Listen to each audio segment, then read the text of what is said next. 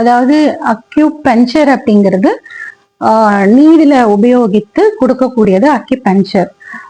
இல்ல அக்யூப்ரெஷர் அப்படின்னா நம்ம அதே அந்த புள்ளிகள், அக்யூபஞ்சர் புள்ளிகள் இருக்கு இல்லையா, மெரிடியன் பாயிண்ட்ஸ்ல, அந்த புள்ளிகளை நம்ம விரல்கள் மூலமா தூண்டுவதன் மூலம் கொடுக்கறது ஒரு ட்ரீட்மெண்ட்.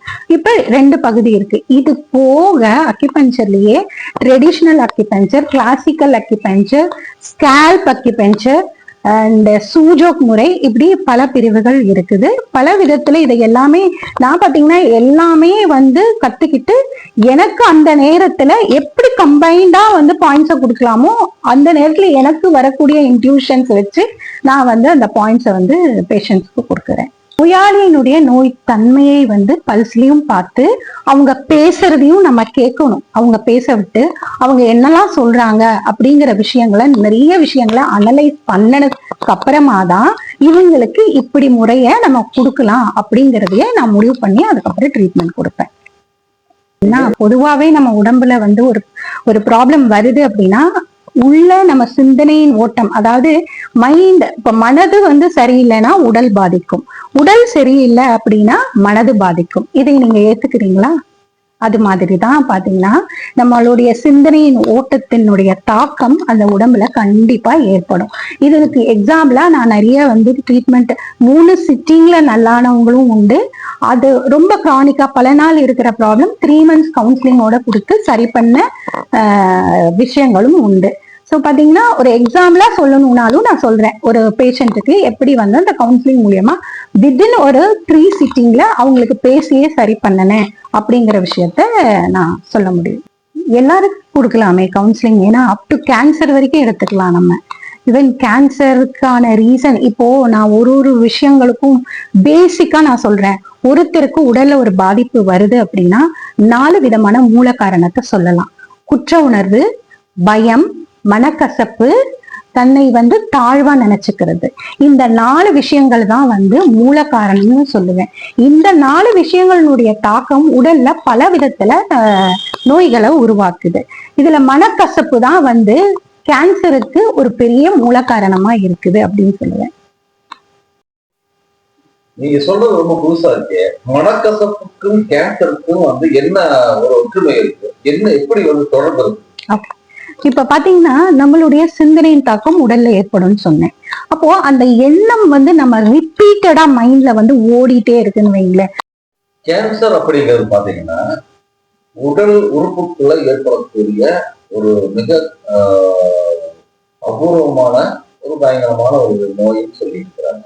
இதை கேன்சர் முழுமையா குணப்படுத்த முடியும் அப்படின்னா ஒன்னா அந்த பாதிக்கப்பட்ட பகுதியை எடுக்கணுங்கிற அளவுக்கு போகுது.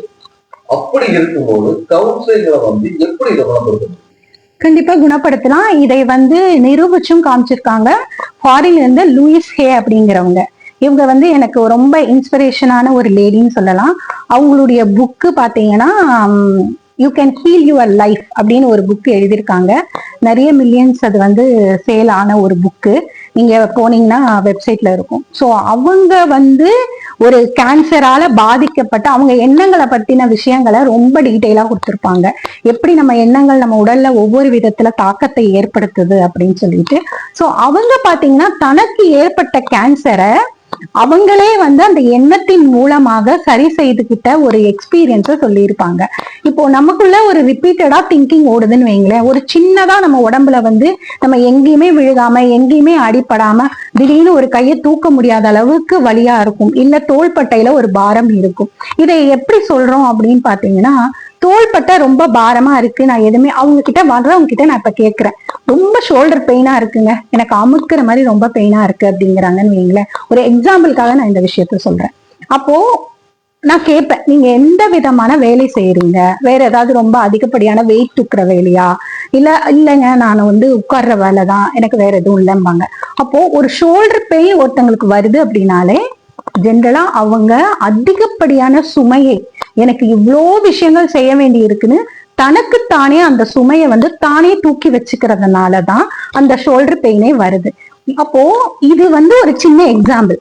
அப்போ ஒரு கேன்சர் அப்படின்னு எடுத்துக்கிட்டீங்கன்னா பல வருடங்களா தனக்குள்ள தன்னுடைய என்ன சொல்லலாம் சைல்ட்ஹுட்ல இருந்து சிறு வயதுல இருந்து ஏற்பட்ட விஷயங்களுடைய தாக்கம், மனக்கசப்புகள், வாழ்க்கையில ஏற்பட்ட மனக்கசப்புகளுடைய தேக்கம் உள்ளுக்குள்ள எந்த உறுப்புல போய் அந்த இடத்துல அந்த செல்கள் எல்லாமே அங்க புதுசா உருவாகாம பழைய செல்லு அந்த கழிவு அங்க தேங்கி நின்னு அது கட்டியா மாறிதான் அந்த இடத்துல கேன்சராவே உருவாகுது. நீங்க கேட்டீங்கனாலே சொல்லுவாங்க அது ஒரு கட்டி. ஏன் அந்த கட்டினா அந்த இடத்துல செல் புதுசா ரீஜெனரேட் ஆகாது, அதுதான் ஒரு கேன்சர் கட்டியா போய் நிக்குது. அப்போ ஒரு பேஷண்ட் என்ன ப்ராப்ளம் இருக்க பேஷண்ட் ஆகட்டும் வர்றாங்க, இப்ப லாங் டேர்மா ஒரு ப்ராப்ளம் எனக்கு இருக்குன்னு வராங்கன்னா அவங்கள சிறு வயதுல இருந்து அவங்களுடைய விஷயங்களை கேட்டு கம்ப்ளீட்டா அவங்களுக்கு அதுல இருந்து நம்ம வெளியில கொண்டு வந்து ஹீல் பண்றதன் மூலியமாக அவங்க உடல்ல எந்த விதமான பாதிப்புகள் இருந்தாலும் அதை சரி செய்ய முடியும் கவுன்சிலிங் மூலியமா. சவாலான விஷயம் எனக்கு இருந்தது.